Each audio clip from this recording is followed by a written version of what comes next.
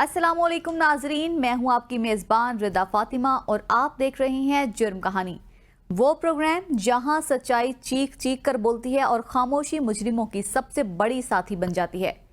क्या हम एक ऐसे माशरे में जी रहे हैं जहां कानून सिर्फ ताकतवर की दहलीज पर सजदा करता है, जहां मजलूम की फरियाद दीवारों से टकरा कर लौट आती है। रोज एक नया जुल्म, हर सुबह एक नया नोहा और हर रात एक नई बेबसी। जुर्म कहानी सिर्फ एक प्रोग्राम नहीं, ये उन आंखों की पुकार है जो सच को देखने के बाद भी बंद कर दी जाती हैं। ये उन लबों की सदा है जो इंसाफ मांगते मांगते खामोश हो चुके हैं। आज हम एक ऐसे जुर्म की हकीकत से पर्दा उठाएंगे जो सिर्फ कानून की कमजोरी नहीं, हमारे जमीर की खामोशी का भी मातम है। जी हाँ, ये दास्तान है जुल्म की और सवाल है हम सबसे, क्या हम फिर खामोश रहेंगे या सच्चाई के साथ खड़े होंगे? आइए चलते हैं उस सच की तरफ जिसे छुपाने की बहुत कोशिश हुई, मगर जुर्म कहानी में कोई हकीकत छुप नहीं सकती। नाजरीन, जुर्म की दुनिया में कुछ कहानियां सिर्फ लहू से नहीं लिखी जाती। कभी वो खामोश आंखों से चीखती हैं, कभी वो लापता कदमों के शोर में सुनाई देती हैं। ये कहानी भी ऐसे ही एक इंसान की है जो एक आम सुबह दूध लेने निकला, मगर शाम होने तक एक सन्नाटा पीछे छोड़ गया और जब तक सच सामने आया बहुत कुछ दफन हो चुका था। कत्ल, एक कत्ल पूरी इंसानियत का कत्ल है। कत्ल जो होता है वो पूरा ख़ानदान डिस्टर्ब कर देता है। अगर उसके साथ साथ ब्लाइंड मर्डर हो तो ब्लाइंड मर्डर पुलिस डिपार्टमेंट के लिए चैलेंज होता है कि इसको ट्रेस किया जा सके। इस वाले से मैं फैसलाबाद का दादोशुमार बताता चलूँ। जनवरी 2025 से लेके अब तक 23 ब्लाइंड मर्डर फैसलाबाद में हो चुके हैं, जिनमें से 14 को ट्रेस कर लिया गया है। बाकियों की इन्वेस्टिगेशन जारी है। इस वाले से मैं बताता चलूँ कि जो ब्लाइंड मर्डर होते हैं उसमें पुलिस के डिपार्टमेंट में जो इनका SHO investigation, even SP, even CPO साहब इनकी वीकली मीटिंग करते हैं और इनसे रिपोर्ट लेते हैं। अभी जो इस हवाले से मैं जो बताना चाह रहा हूँ, जो मदीना टाउन में नईम ताजर 2 के रेलवे रोड का ताजर था, वो घर से सुबह दूध लेने निकला और वापस ना आया। जब शाम तक वापस ना आया तो उनके घर वालों ने मदीना टाउन थाना में एफआईआर के लिए दरख्वास्त दी। तो उसी वक्त पुलिस एक्टिव हुई। पुलिस ने इन्वेस्टिगेशन स्टार्ट की, सीसीटीवी फुटेज के हवाले से मदद लेना शुरू की। इस वजह से हम उनके जो मदई पार्टी है उनसे भी बात करते हैं, जो पुलिस डिपार्टमेंट है उनसे भी बात करते हैं कि उन्होंने ये जो ब्लाइंड मर्डर है कैसे ट्रेस किया। हमारे साथ रहिएगा। नाजरीन, यहाँ सवाल ये नहीं है कि एक ताजिर लापता हुआ, सवाल ये है कि बाकायदा मामूल के सुबह कैसे एक शहरी अचानक गायब हो जाता है। क्या हम एक ऐसे माशरे में रह रहे हैं जहाँ रोजाना घर से निकलना भी एक खतरा बन चुका है? क्या हमारी सड़कें, गलियां और बाजार महफूज नहीं रहे? और आखिर ये नौजवान, ये अफराद ऐसे संगीन जराइम में कैसे मुलविस हो जाते हैं? क्या ये तालीम की नाकामी है, तरबियत की कमी या निज़ाम की खामोशी? 13 मई को एक ताजर नईम अहमद जो घर से दूध लेने निकला, लेकिन उसकी घर में लाश आई। उस हवाले से उनके जो बेटे हैं वो मेरे साथ मौजूद हैं। उसका जो ये ब्लाइंड कत्ल था वो ट्रेस तो हो चुका है, लेकिन हम जानते हैं कि ये वाकया किस तरह से पेश आया। और जो उनका दोस्त था, क्या वो पहले घर आ रहा था इनके घर, उनके कितनी देर से रिलेशन थे? सर बताइएगा, जो आपके फादर हैं वो जो ये कातिल था इसको कितनी देर से जानते थे? उस दिन क्या वाकया पेश आया? जो दूध लेने गए थे तो कैसे आपको पता चला उनका? बिस्मिल्लाहिर्रहमानिर्रहीम। मैं मोहम्मद उमर नईम अपने बाप का कत्ल का मदई हूँ। और ये वाक़या 13 तारीख सुबह 4 बजे फजर के टाइम पेश आया है। एक नामालूम शख्स की कॉल आती है। कॉल सुनने के बाद मेरे वालिद साहब घर से चले जाते हैं और हमें ये बता के जाते हैं कि मैं दूध लेने के लिए जा रहा हूँ, मेरे दोस्त की दुकान है। ठीक है, तो हमने भी आगे भी जाते थे, दोस्त के वगैरह का काम कर देते थे, कोई बड़ी बात नहीं थी हमारे लिए। तो उस दिन भी हमने ये बात समझते हुए उनको जाने दी है। लेकिन वो कॉल दूध वाले की नहीं थी, लेकिन ये जो मुजरिम है इसकी कॉल थी, जो हमें तहकीक के बाद पता चला है। कॉल सुनने के बाद ये जब चले गए हैं तो सुबह तक जो है ना, हम बिल्कुल, हमें नहीं पता था कि ये इनके साथ क्या वाक़या पेश आया है। हम अपने रूटीन के मुताबिक थे कि चले आधे घंटे घंटे तक घर आ जाएंगे। लेकिन जब ना आ सके, सुबह 8-9 बजे जब सब उठे हैं, हरकत में आए हैं कि वाले साहब कहाँ पर गए हैं। आगे भी सुबह 9 बजे उनको जो दोस्त थे ना उनके, जो जिनका कह के गए हैं, उनको लंच वगैरह देने के लिए जाते थे, क्योंकि हमारे फैमिली मेम्बर था वो। तो उनका आना जाना मसले वाली बात नहीं थी। तो हमने कहा शायद सुबह जो है ना फिर उनको लंच देने के लिए गए हुए हैं। लेकिन जब जब तहकीक की, नंबर मिलाया, कॉल की, लेकिन रब्ता ना हो सका। उनसे हमने एक वेरीफाई की दूध वालों से जो उनके दोस्त थे, तो उन्होंने कहा मेरे तो साथ कोई रब्ता नहीं है, उनका नाम मेरे पास वो आए हैं। तो हमने जो है ना फिर ज़्यादा टेंशन में आके हमने जब हरकत ली है, हमने उनके दोस्तों वगैरह को जो उनके जानने वाले उनको कॉल की है, लेकिन किसी को जो ना किसी इनकी खबर नहीं थी। एक मशकूक नंबर था जो कुछ दिन पहले, कुछ अर्सा पहले कॉल वगैरह रात के टाइम आती थी, अगर हम घर में उसका कॉल अटेंड करते लेकिन बोलता नहीं था। इनकी आवाज़ जानने पहचानने के बाद इनसे बात करता था, ठीक है। उस दिन भी मैंने मतलब कि नंबर की जो है ना वो कोई घर से कोई इत्तला मिली है कि एक नंबर है, हम भी नोट कर रहे हैं, पता नहीं किसका है। तो जब मैंने इस शख्स को कॉल की है, पहले तो इसने फ़ोन नहीं अटेंड किया, अटेंड करने के बाद उसने कुछ कॉलों के बाद जब अटेंड किया है तो उसने बोला है कि भाई मैं तो नहीं जानता हूँ किसी शख्स को। जिस शख्स का नाम ले रहे हैं, जो कातिल जिनका कत्ल हुआ है नईम अहमद साहब का, कहते हैं मैं नहीं जानता हूँ, नाम इनके साथ मेरा। सर हमारे क्या, हम जितना हम अपने बाप को जानते हैं वो खुली किताब की तरह उन्होंने ज़िंदगी गुजारी है, और कोई इनका ज़िंदगी का मरहला नहीं जो हमसे छुपा हो। ये कोई मेरे अंदाजे के मुताबिक कोई नए 5-6 माह से जो है ना ये मतलब कि नंबर हमारी नज़र से गुजर, लेकिन हमने इसको इग्नोर किया कि शायद रॉन्ग कॉल है, ठीक है। हमने इतना तवज्जो नहीं किया इस बात पे। और उसके बाद ये जो है ना, इससे पहले ना कभी हमारे किसी जानने वाले ने इसको देखा है, ना ही इससे किसी का जिक्र हुआ है। ये सिर्फ एक छुपा हुआ इंसान था। अब किस मामले में छुपा हुआ था ये कातिल जानता है, जो चले गए उनको पता है क्या मामला है। अच्छा, अब आपका क्या मुतालबा है गवर्नमेंट ऑफ पंजाब से, आईजी पंजाब से, जो डेफिनेटली आपके जो पकड़े तो गया है जो मुलज़म, तो सज़ा के वाले से क्या कहेंगे? सर ये इसमें टोटल 4 मुलज़म शामिल हैं, ठीक है। एक खालिद नामी मरकज़ी मुलज़म है जो पुलिस की इस टाइम हिरासत में है। 3 और हैं जिन्होंने अभी तक जो है ना वो बेल ली हुई है, और इंशाल्लाह वो भी पकड़े जाएंगे, ठीक। हमारा गवर्नमेंट से और आईजी पंजाब से और छोटे जो अफसरान हैं उनसे हमारा एक ही रिक्वेस्ट है कि कानून के मुताबिक उनको सख्त सख्त सज़ा दिलाई जाए। देखिए जी, ये हैं ताजर नईम अहमद की फैमिली, ये उनके बेटे हैं। इनका यही मुतालबा है कि जिन लोगों ने इनके बाप का साया इनके सर से छीना है, उनको सख्त से सख्त सज़ा दी जाए, ताकि ये एक एग्ज़ाम्पल बने और लोग जो इस तरह के जुराइम करते हैं, वो जुराइम करने से डरें। सख्त सज़ा होगी तो लोग डरेंगे, एक को सज़ा देंगे 100 डरेगा। इस हवाले से इनका यही मुतालबा है आईजी पंजाब से, सीएम पंजाब से, कि इनके जो बाकी मुल्ज़मान हैं उनको भी गिरफ़्तार किया जाए और जो मुल्ज़मान हैं इनको सख्त से सख्त सज़ा दी जाए। आगे चलते हैं, पुलिस का मौक़िफ़ लेते हैं। जुर्म कहानी में जो ताजर नईम रेलवे रोड का ताजर था, जो ब्लाइंड मर्डर हुआ था, उस हवाले से मदीना टाउन के एसएचओ मुज़फ़्फ़र साहब मेरे साथ मौजूद हैं। इनसे जानते हैं कि इन्होंने इस जो ब्लाइंड मर्डर को कैसे ट्रेस किया और मुलज़म को कैसे गिरफ़्तार किया। सर बताइएगा, ये एक ब्लाइंड मर्डर था, आपको इसमें किस तरह से कामयाबी मिली? जी बिस्मिल्लाहिर्रहमानिर्रहीम। ये मोरखा 13/5/25 का इंसिडेंट है। 13/5/25 को जो अगवा हुआ है ताजिर नईम साहब, उनके बेटे हमारे पास आए। उन्होंने कहा कि हमारा जो वालिद है वो सुबह 4 बजे निकला है घर से, लेकिन ताहाल वापस नहीं आया। तकरीबन शाम का टाइम था, 5-6 बजे का। तो वो कहते हैं कि हमें शक है कि किसी ने अगवा कर लिया है। तो उनसे एप्लीकेशन लेते हुए फौरी एफ़आईआर का अंदराज किया जी। एफ़आईआर के अंदराज के बाद मुगवी जो हैं नईम साहब, उनके नंबर का सीडीआर लिया और कैमरे जो हैं वो चेक किए गए, ठीक है। कैमरे के ज़रिए से चेक किया कि वो मतलब किधर को जाते हैं या उनको कोई लेके जाता है या क्या इशू है, और उनके सीडीआर लिए। सीडीआर में जो हमें सस्पेक्ट नज़र आए, उस पॉइंट ऑफ व्यू से फिर जो उसमें मेन मुलज़म है खालिद को पकड़ लिया। पकड़ के उसके इंकशाफ पे जो उसकी डेड बॉडी है नईम साहब की, वो भी बरामद की। बरामद करने के बाद वो हमारे पास रिमांड जिस्मानी पे हैं, और इंशाल्लाह इसको भरपूर तरीके से तमाम तरह एविडेंस को कलेक्ट करते हुए इसको प्रॉपर तरीके से हम चलान करेंगे, ताकि जो इसने जुर्म किया है उसकी इसको सज़ा मिल सके।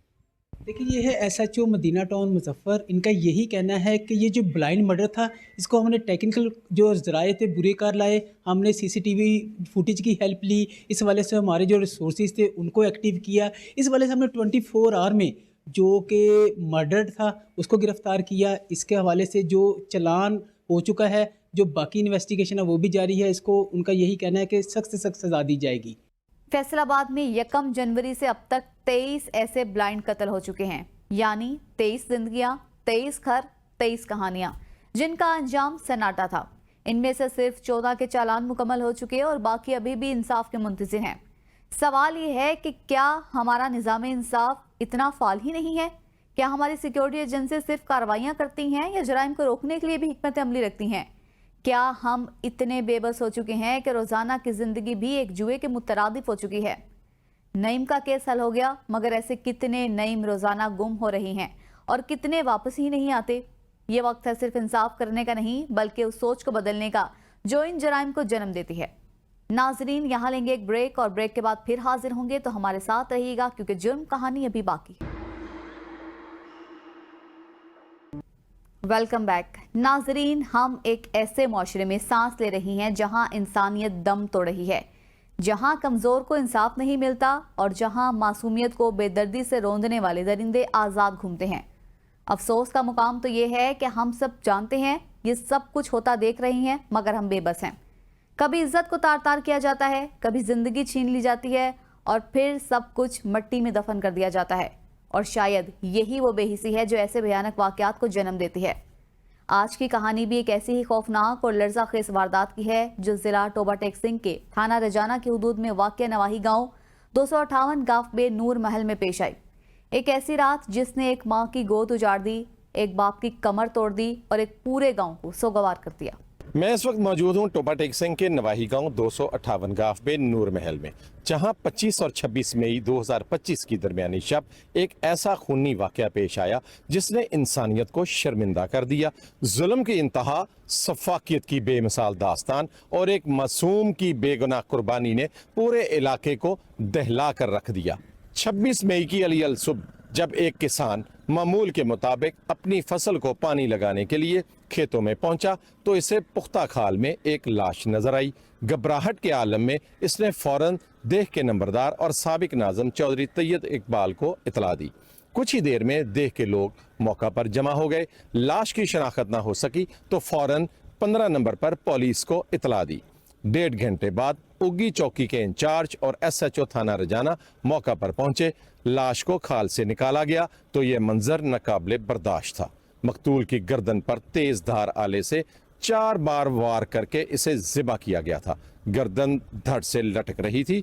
गांव के मजदूर मलिक तारिक महमूद के 14 साला अकलौते बेटे अब्दुल्ला के तौर पर लाश की शनाख्त हुई। साहब से अपील है कि मेरे बेटे को ये अकेला बैठा था, 7 दिन हो गए हैं कत्ल हुए, ना तो पुलिस वाले पूछ रहे हैं, ना कि पिंड के चौधरी वो भी नहीं बात कर रहे किसी किस्म की, बल्कि जो मुजरम है, हकीकी मुजरम है, उनको बचाने की कोशिश कर रहे हैं।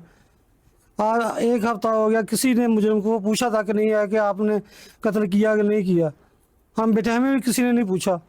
मरीम साहबा से मेरी अपील है कि मुझे इंसाफ चाहिए, इंसाफ मिलना चाहिए। अब्दुल्ला जो गांव के एक दर्जी के पास सिलाई सीख रहा था, अपने माँ बाप का सहारा और मुस्तकबिल की वाहिद उम्मीद था। इसकी मौत की खबर जंगल की आग की तरह फैल गई और हर आंख अश्कबार हो गई। पुलिस ने लाश को रूरल हेल्थ सेंटर रजाना मुंतकिल किया, जहां पोस्टमार्टम से तस्दीक हुई कि अब्दुल्ला को तेज धार आले से ज़िबा किया गया और चंद ही मिनटों में मौत वाक़ई हो गई। मुख्तलिफ नमूने DNA टेस्ट के लिए लाहौर लेबॉर्ट्री भेजे गए ताकि मुकम्मल हक़ाइक़ सामने आ सकें। पुलिस ने इब्तदाई तफ्तीश का आगाज करते हुए गांव के मुख्तलिफ मकीनों से मालूमात इकट्ठी की। सबसे पहले 17 साला अकील खान वल्द खान मोहम्मद को तहवील में लिया गया, जिसके बारे में मालूम हुआ कि अब्दुल्ला को आखिरी बार इसी के साथ देखा गया था। इसके बाद मजीद 4 अफराद सुल्तान वल्द मोहम्मद सफदर, मोहम्मद हारून वल्द अब्दुल रशीद, अब्दुल्ला वल्द मोहम्मद अरशद और समीर उर्फ टोका को भी तफ्तीश की गर्ज से तहवील में लिया गया। मरियम नमाज दे सामने ये अपील है, मेरे बेटे ਨੂੰ 1 ਹਫਤਾ ਹੋ ਗਿਆ ਕਤਲ ਹੋਏ ਨੂੰ, ਨਾ ਮੇਰੀ ਪੁਲਿਸ अपील ਕਰ ਸੁਣ ਰਹੀ ਆ, ਨਾ ਪਿੰਡ ਦੇ ਚੌਧਰੀ ਸੁਣ ਰਹੇ ਆ। ਮੇਰੀ ਮਰੀਮ ਨਵਾਜ਼ ਸਾਹਮਣੇ ਇਹ ਗੁਜ਼ਾਰਿਸ਼ ਹੈ, ਮੇਰੇ ਅਸਲ ਕਾਤਲਾਂ ਨੂੰ गिरफ्तार किया जाए, मेरे पुत्र ਦੇ ਮੁਜਰਮਾਂ ਨੂੰ गिरफ्तार किया जाए। नाजरीन, सवाल ये है कि आखिर कैसे हमारे बच्चे, हमारे नौजवान इतने सफाक और दरिंदा सिफ्त हो सकते हैं? क्या ये माशरा उन्हें कातिल बनने पर मजबूर कर रहा है? आखिर वो कौन सी वजूहात हैं जो किसी इंसान को इतनी बेरहमी पर आमादा कर देती हैं? और सबसे बड़ा सवाल तो ये है कि ऐसे सानिहात के बावजूद भी हमारे निज़ाम इंसाफ और कानून नाफिज करने वाले इदारे आज तक मौसर किरदार अदा करने में क्यों नाकाम हैं? अकील खान की वालदा ने इंकशाफ किया कि कत्ल का असल जिम्मेदार सुल्तान है, जो गांव के बायसर तबके से ताल्लुक रखता है। इसने मुबैना तौर पर पैसों का लालच देकर अकील को बतौर सहूलतकार इस्तेमाल किया। अब पुलिस और बासर अफराद मिलकर असल कातिल को बचाने और बेगुनाह को कुर्बानी का बकरा बनाने में मसरूफ हैं। मकतूल के वालिद तारिक महमूद, वालदा और मुकदमा के दोनों गवाहान भी यही दावा कर रहे हैं कि सुल्तान को बचाने के लिए कई चेहरे पुलिस की मिली भगत से सरगर्म अमल हैं। अब्दुल्ला के जनाजे पर पूरा गांव अश्कबार था। इसकी वालदा पर गम के पहाड़ टूट चुका है। 25 ਦਾ ਦਿਨ ਸੀ, 26 ਦੀ ਰਾਤ ਚੜ੍ਹਨੀ ਸੀ, 26 ਦਾ ਦਿਨ ਚੜ੍ਹਨਾ ਸੀ।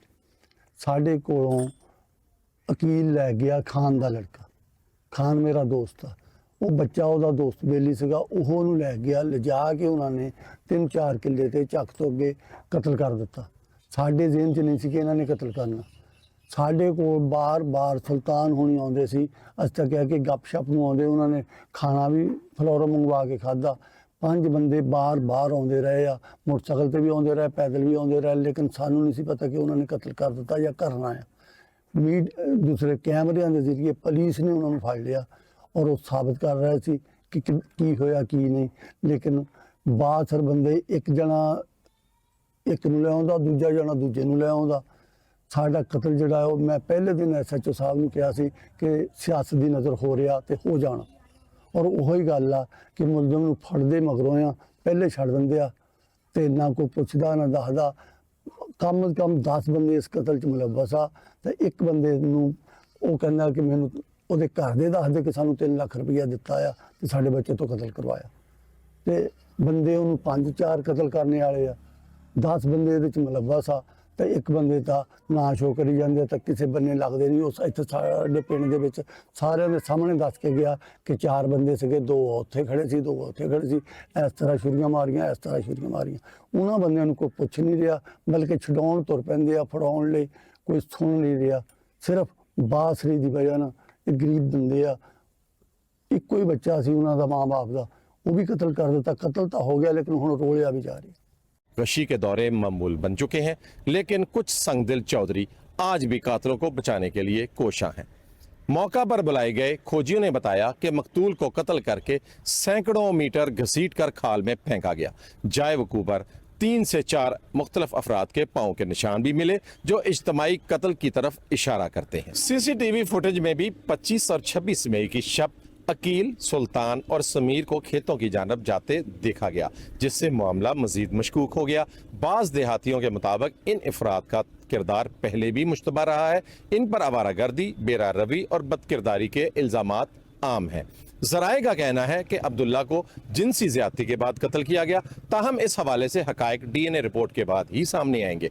पुलिस की तफ्तीशी अफसर सब इंस्पेक्टर नबीला कौसर इस केस की तफ्तीश कर रही हैं, जबकि DPO के दफ्तर से ये मौक़िफ़ दिया गया है कि तफ्तीश मुकम्मल होने पर ही कोई सरकारी मौक़िफ़ सामने आएगा। अहलियाने 258 गाफे नूर महल के हर जी शऊर के जहन में इस वक्त एक ही सवाल घूम रहा है कि क्या मासूम 14 साला अब्दुल्ला के असल कातिल कैफरे किरदार तक पहुंच पाएंगे या नहीं। कैमरामैन राशिद अनवार के साथ मोहम्मद आसिफ नदीम, ABN न्यूज़, टोबा टेक सिंह। ना साडी किसी नाल दुश्मनी नहीं, कोई असी किसी नाल ना साडी कोई किसी नाल लंगावती आ, ना किसी नाल साडी गल ना। मेरा पुत भी गुनाहगार आ, लेकिन जेड़े नाल असल गुनाहगार आ उन्हां नूं भी सजा मिलनी चाहिदी आ, सानू इंसाफ मिलना चाहिदा। पूरा गांव इस कोशिश में है कि उस गरीब बच्चे के वालिदैन को इंसाफ मुहैया किया। असद चौधरी पुलिस दे नाल मुलव्वस हो के जेड़ा असल कातिल सुल्तान है जी उन्होंने बचाना चाहते आ। असी अपील कर रहे हैं पर साडी कोई गल नहीं सुन। पुलिस और पिंड दे लंबड़दार इनू असल कातिल नू बचाउण वास्ते केस नू उलझा रहे आ ते लिहाजा साडी मरियम नवाज दे सामने अपील आ कि सानू इंसाफ मिलिया जावे। नाजरीन, अब्दुल्ला के कत्ल को कई दिन गुजर चुके हैं, लेकिन पुलिस तफ्तीश में कोई वाज़ेह पेशरफ्त नजर नहीं आ रही। मकतूल के वालिदैन और गवाहान का कहना है कि असल मुल्जिम सुल्तान को उसके बासर चौधरी होने की वजह से बचाने की कोशिश की जा रही है और सारा इल्जाम अकील खान पर डालकर उसे बलि चढ़ाने की साजिश की जा रही है। अकील खान की वालिदा ने भी यही इल्जाम लगाया है कि सुल्तान ने पैसों का लालच देकर उसके बेटे को बतौर सहूलतकार इस्तेमाल किया और अब बासर अफराद और पुलिस सुल्तान को बचाने में लगे हुए हैं। खोजियों के मुताबिक अब्दुल्ला को कत्ल के बाद लाश को सैकड़ों मीटर तक घसीट कर खाल में फेंका गया और जाए वारदात पर 3 से 4 अफराद के पांव के निशानात मिले हैं। कुछ लोगों ने यह भी बताया है कि मकतूल को कत्ल से कबल जिनसी ज्यादती का निशाना बनाया गया, ताहम इसकी तस्दीक DNA रिपोर्ट के बाद ही मुमकिन हो सकेगी। CCTV फुटेज में भी 25 और 26 मई की दरमियानी शब अकील, सुल्तान और टोका को खेतों की जानिब जाते हुए देखा गया है, जिससे शुबहात मजीद गहरे हो चुके हैं। तफ्तीश सब इंस्पेक्टर नबीला कौसर की ज़ेर निगरानी जारी है, जबकि डिस्ट्रिक्ट पुलिस ऑफिसर इबादत निसार के रीडर और पब्लिक रिलेशन ऑफिसर इंस्पेक्टर मियां मोहम्मद वकास के मुताबिक तफ्तीश मुकम्मल होने के बाद ही मीडिया को कोई मौके फराहम किया जाएगा। नाजरीन, यहाँ लेंगे एक ब्रेक और ब्रेक के बाद फिर हाजिर होंगे, तो हमारे साथ रहिएगा क्योंकि जुर्म कहानी अभी बाकी है। Welcome back. नाजरीन, तालीमी इदारे सिर्फ इल्म के नहीं, तहफ़्फ़ुज़, निगहदाश्त और तरबियत के मराकज़ समझे जाते हैं, मगर जब इन्हीं इदारों से बेहिसी, गैर जिम्मेदारी और गफलत जन्म लेने लगे तो सानेहात जन्म लेते हैं। जी हाँ, कराची के इलाके मलीर में वाक़या दरसानों छन्नों के एक निजी कॉलेज में एक ऐसा ही दिल दहला देने वाला वाक़या पेश आया, जहाँ एक नौजवान तालिब इल्म जो महज पढ़ने आया था, बेखबरी, बीमारी और बेबसी में मौत के मुंह में चला गया। कराची ज़िला मलीर का इलाका स्टील टाउन की फिल्टर प्लांट के करीब कैडेट कॉलेज में तालिब इल्म का मुबैना गफलत से जाँ बाग हो गया। उसके जो वर्षा है वो कैडेट कॉलेज के सामने लाश रख के धरना दे के एहतजाजी मुजाहरा किया जा रहा है।